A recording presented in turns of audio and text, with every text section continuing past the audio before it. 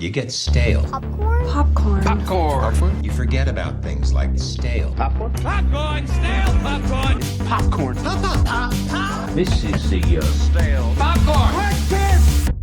Hello and welcome to another episode of the Stale Popcorn Podcast. I'm your host, Steven, and with me as always is my co-host, Christopher. Chris, how are you doing?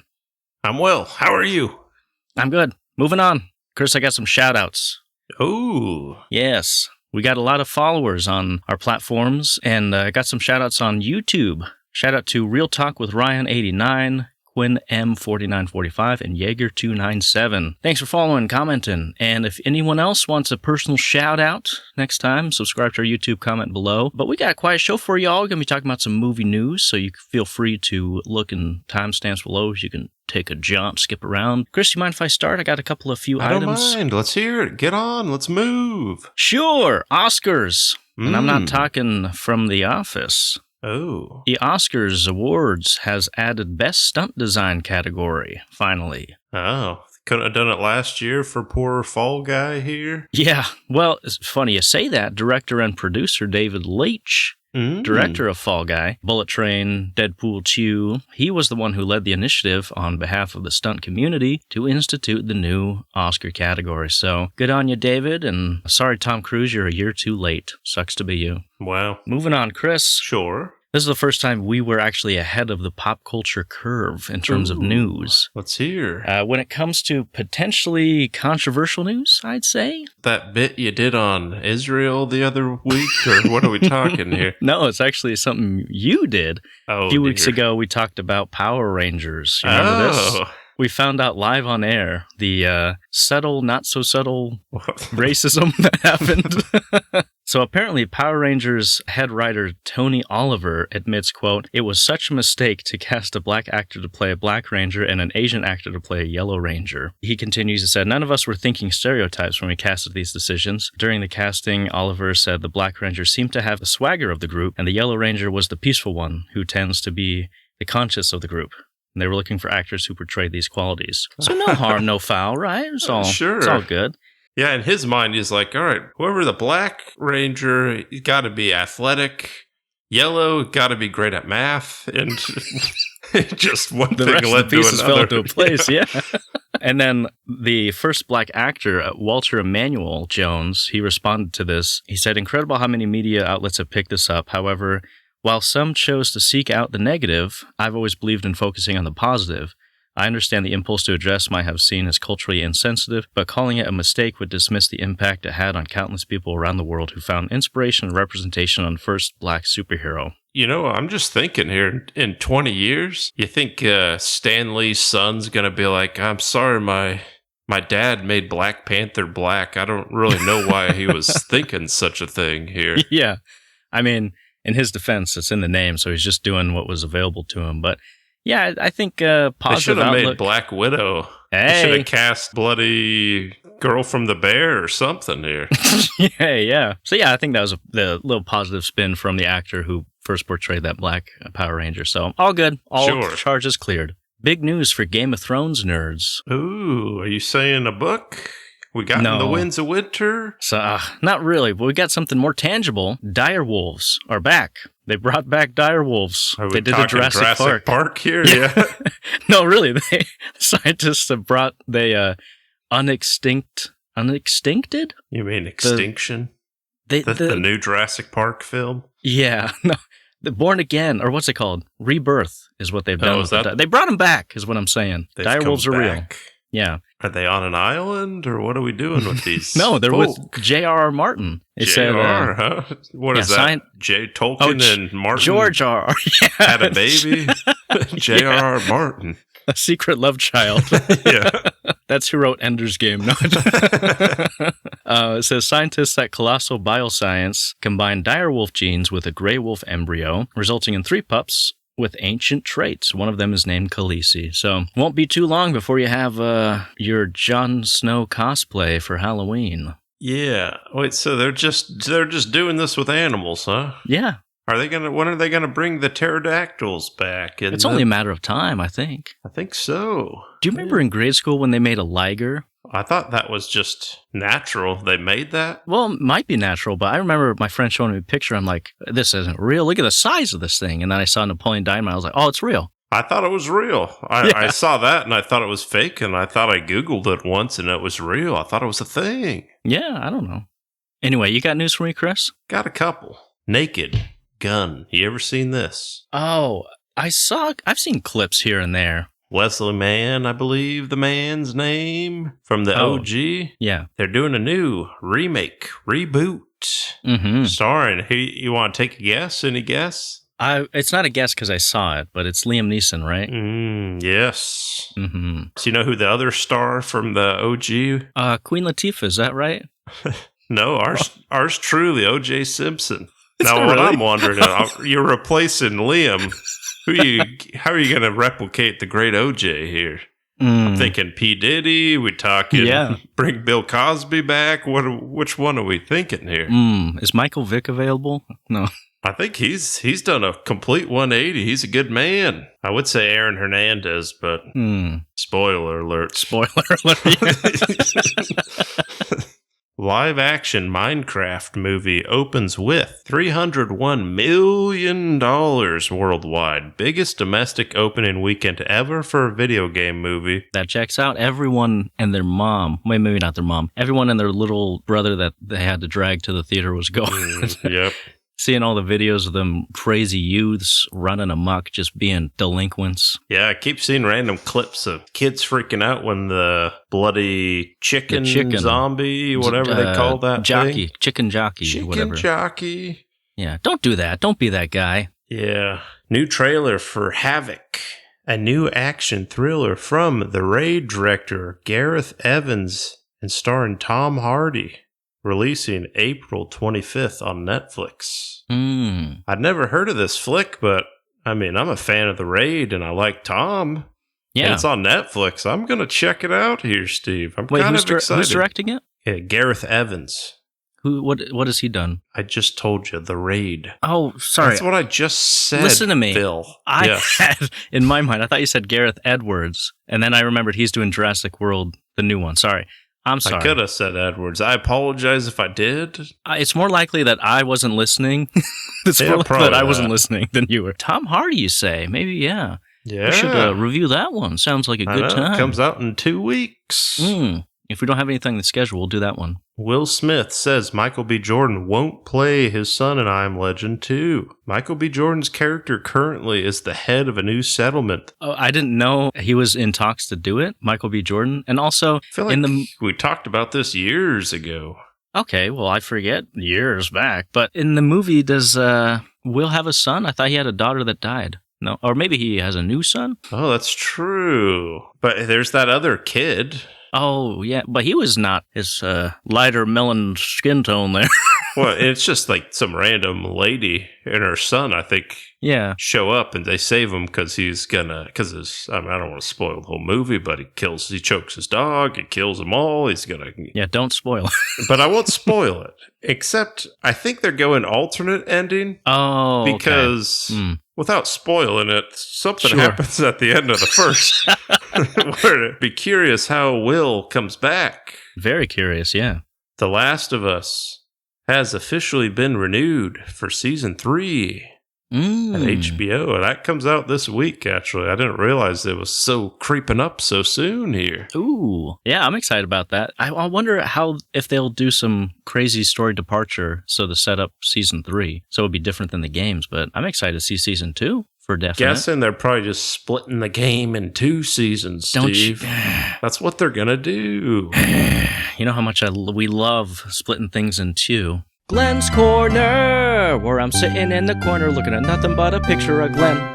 Hawk Tua Girl has been cast in Glenn Powell's Chad Powers series. The audience can't see my face, but my lips are pursed, my eyebrows are pointed down because it's just, gosh dang it. You know, Chris, yes. I don't think she deserves a platform, let alone be in the same space is our boy Glenn Powell. So I don't like it. What's her name? Do you think anyone knows her name? Haktua girl. I know. The last I heard of her, she was scamming people out of crypto, and then she roached out. Everyone. You get to a point, you know, you're a YouTuber or someone that you either go for miners or crypto. That's the only two options there. But that's all I got, Steve. But I got a question for you. What you been watching? Me, personally, Chris, I haven't had time to watch much besides the thing we're talking, so I'm willing to bet you got something. You've been watching anything? I've seen 2 films. First one, Hell of a Summer. You heard of this? I saw it on a feed, and I was like, that's a movie, but I don't know anything beyond that. It's directed by Finn Wolfhard. Is that the kid's name? Oh, from Stranger Things. Stranger Things. He stars in it as well. It's a summer camp horror flick.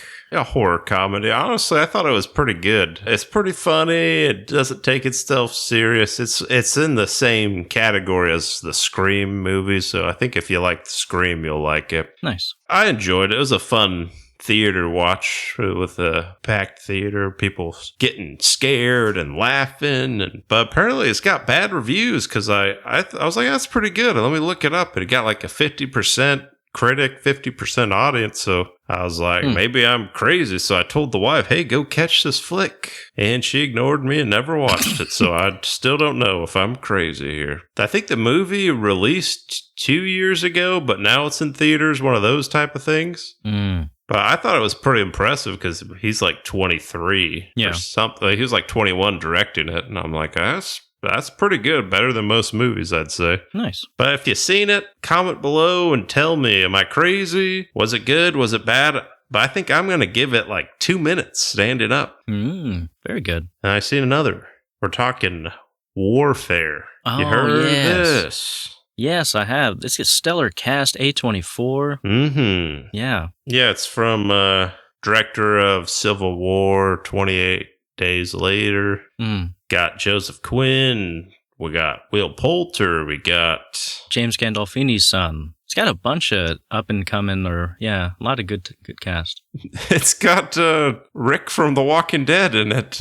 Is it Rick Grimes or the Rick Grimes lookalike? The Rick Grimes lookalike. Oh, from Shogun. I'm pretty sure this is him. I thought he looked familiar. It's kind of like, you ever seen Hurt Locker? No, I never got around to it. I'd say what kind of makes it different is it feels a lot more realistic than your like Lone Survivor or your Michael Bay 13 Hours to Benghazi, where it's just like a lot of crazy stuff happens and against all odds these people survive. This one, it's like it's pretty tense the whole time. It's a shorter movie, like an hour 30. Nice. But it's like you actually see more realistic like what people would act like if they got attacked, where they're like freaking out and it's hard to like comprehend what's going on, and you're not really able to just like push through.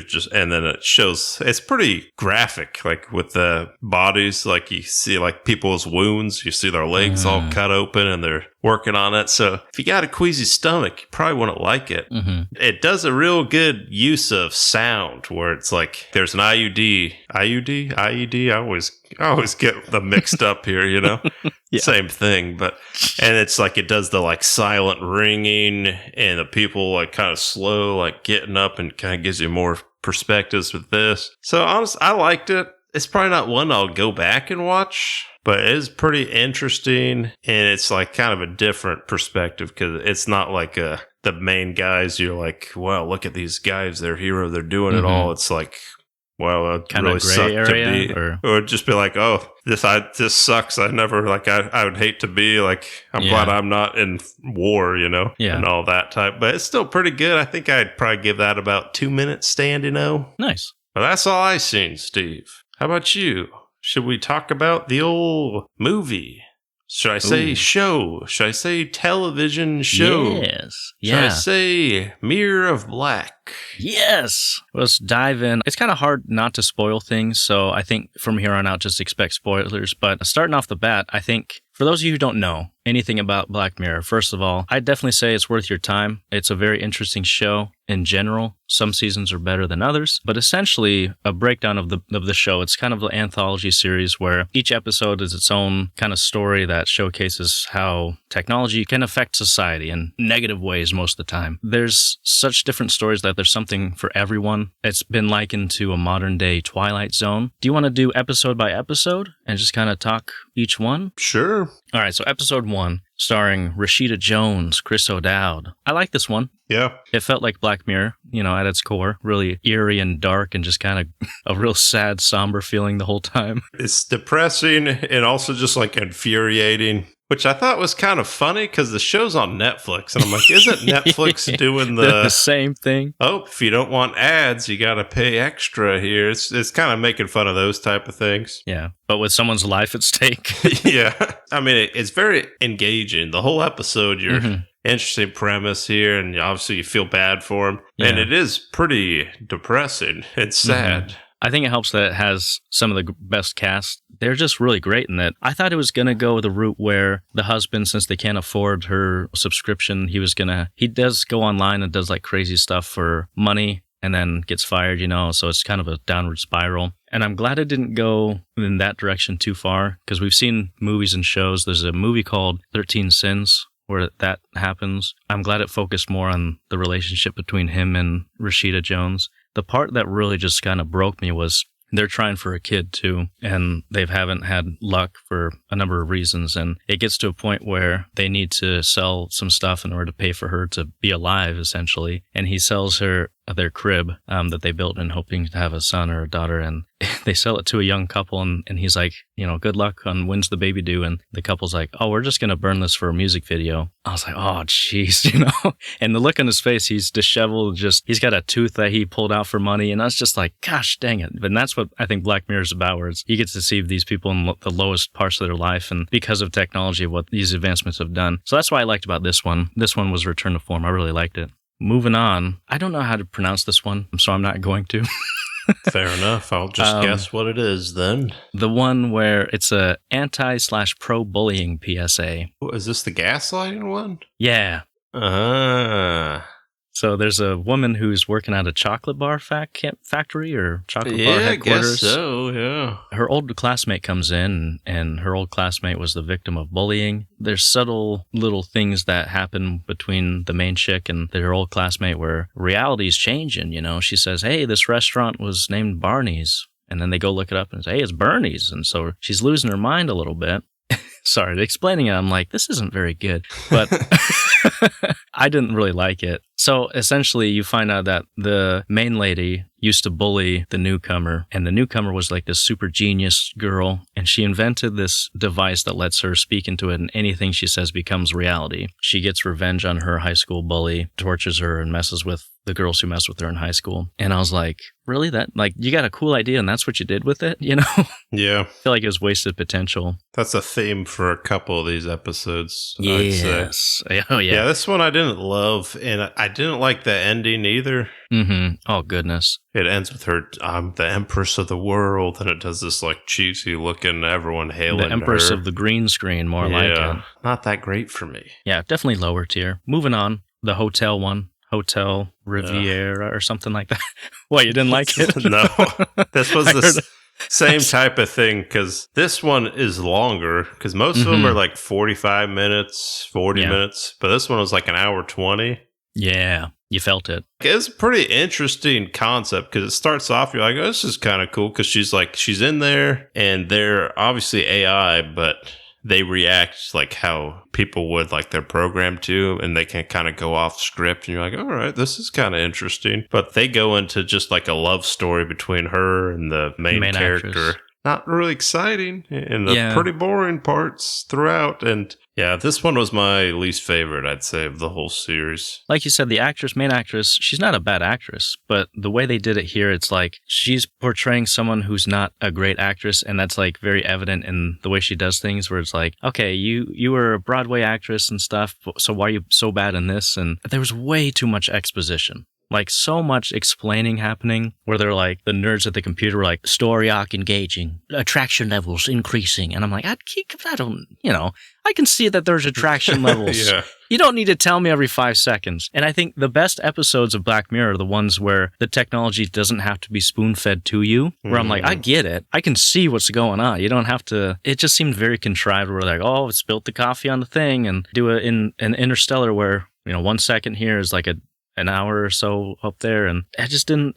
because there's a part where the main actress, she goes outside in like the void and she gets uploaded all the actress's consciousness. It doesn't really hold water. And it's super weird. It just is like, oh, this happens because this is technology. You're like, okay, sure. And it's really hard to care about their love story because they were there for like a few months when you think about it. Mm-hmm. So like they had this summer fling, and the ending ends really stupid and bad, and I didn't like it. Main lady gets out of there, and Dorothy's stuck there. And in the end, she gets to call on a phone and look at her in the laptop whenever she wants. And I'm like, that's not a good ending, because what happens to that actress? She's just stuck there. You got a slave here now. So it's not a happy ending. No. It's not fun. I didn't like it. It was one of my least favorites. Yes. All right, moving on. Playthings. This one. You know the 2 words I'm going to say? Fair enough.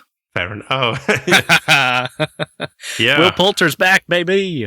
I couldn't remember, because obviously I remember him in Bandersnatch, but I haven't seen that in 8 years or whenever it came out. What did he do in that movie again? I don't remember that one too well. That was an experimental one where it's like a choose your own adventure. Yeah. Didn't really resonate with me, but he was the one who made the video game, and he was the video game nerd who was like, I love video games. I just remember telling him to jump off the cliff, and fair enough. Yeah. This one's like a prequel? No, sidequel to that one. And prequel to mine. He's died in my Bandersnatch. Oh, spoiler alert. I don't know. In mine. But yeah, it's got Peter Capaldi, Doctor Who, Lewis Gribben. He plays the younger Peter Capaldi. This one was interesting until it wasn't for me. Did you like it? Was it middle for you? It wasn't bad. I liked the whole AI little minions kind of getting smarter and all that. But then, at the end, it kind of breaks its water, if I may say that.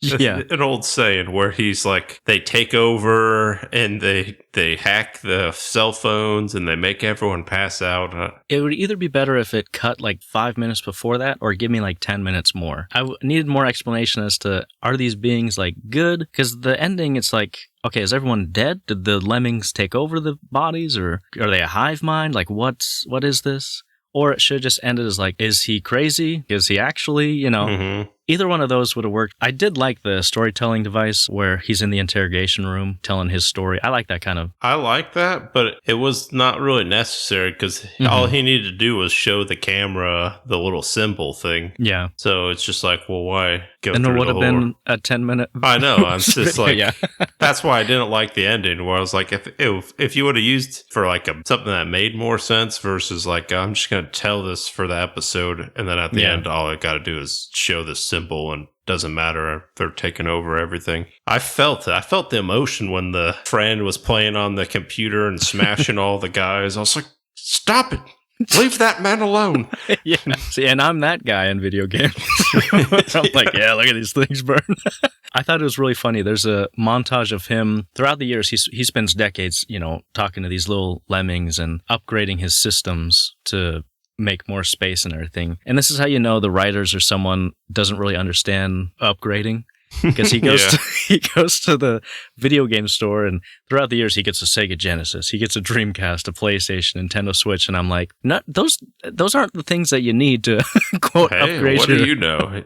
I guess, but I'm like, what product placement can we incorporate here? It was kind of fun seeing all the video games. I'm like, hey, I played Wolfenstein. I played Road Rash. I recognize that game. Yeah. Thought it was a fine I think episode. It was pretty good. Upper tier for me. Moving on. Eulogy. Paul Giamatti. He's back, baby. Yeah. Giving it everything he's got, I tell you what. Essentially, he gets contacted from a company that says, hey, we're trying to put together some memories of this woman who died. We understand that you knew her. So they put on the little temple thing, and then they use the technology to go through some old photos and memories of him to make a memorial for her. And I think this one was the best use of like how this kind of technology would be used in our real world. I like that it wasn't like the main focus of it, but it was like a vehicle to tell the story. It didn't need overly exposition about the technology. Like, oh, okay, he's walking in the photo. I get it. And they had some really cool moments about that where he's looking at the photo. In the photo's perspective, the woman's facing away from him. And when he goes in there,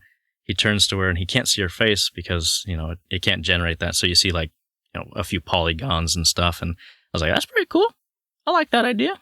It all comes back to at the end, you find out that the reason they're doing is the daughter was her. And so maybe she had like a specific, I want you to remember your memories with her. So it's like different than what other people's would have been, I really like this one. Our memories are different than the truth sometimes. And the ending I thought was really good. Goes to the funeral and we find out that Paul Giamatti's girlfriend didn't abandon him. He just didn't get the letter that she left him. And for 35 or whatever years, he was carrying that hate. And at the end, it could be perceived in two different ways where he's sitting at the door, not going in, but it could be said that, oh, he's regrets not having gotten that letter, and so it's like a somber note, or he's happy that he finally knows the truth that, she did love him. So it's like, it could go either way how you look at it. But I thought this one was definitely the most dramatic, gut-wrenching, just made me kind of choke up a couple of times there. But I didn't really like this one, just to be a devil's ad here. But, sure, you're a devil. Yeah, I just thought it was kind of boring as well. It was interesting with the technology like a Black Mirror, but I prefer the ones with a little more action. A little more interest. Well, then I bet you loved the USS Callister. You bet I did. Sequel. Oh, boy. All right. Let's dig in. What do you like about it? Well, I like the first one a lot. This is the first sequel, right? Yeah. I think this one I like more than the first US Callister. I've heard that a lot, yeah. Basically, they're in a video. It's like Spy Kids 3D, basically. Where exactly, they're in the game. If they die, they die here. Mm-hmm. And stakes are high, and then you get our boy Jesse Plemons shows up creepy as ever. Just when you think he's going to be a good boy for half a second, he changes his mind. It's intense. This one has a lot of good references throughout. So you got Boyle. They find out he's actually still in the game somewhere, and they find him, and he's kind of doing his Castaway. He's got his own little Wilson Rocky with some modifications. Yeah.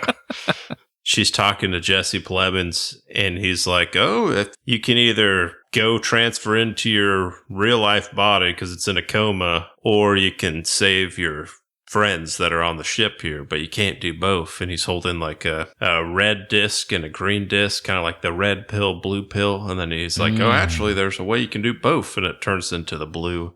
Mm-hmm. Like, a little Matrix here. But yeah. I don't quite remember the first USS Callister. I remember having a good time because I was like, this is funny. They had some really good moments. I feel like this one, it's a good episode, and I like it as a sequel because I liked that world, but I don't know, it doesn't feel like a Black Mirror episode, Insofar as I like my Black Mirrors, where at the end you're just like, dang, I'm a bit depressed now, This one had more of a, not uplifting, it was more so you positive. Liked the depressing at the end. I like being depressed, Chris. All right, fair enough. I think that was the hook of the show, the early episodes, early seasons, every episode was like, dang, man, I